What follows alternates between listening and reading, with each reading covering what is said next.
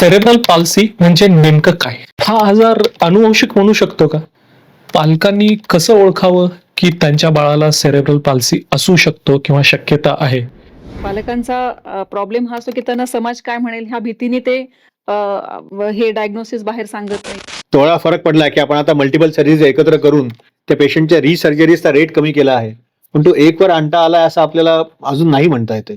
आता आजच मी एक पेशंट बघितला, तो साधारणतः 6 वर्षाचा आहे आणि अजून तो ना मान पण नीट धरत नाहीये.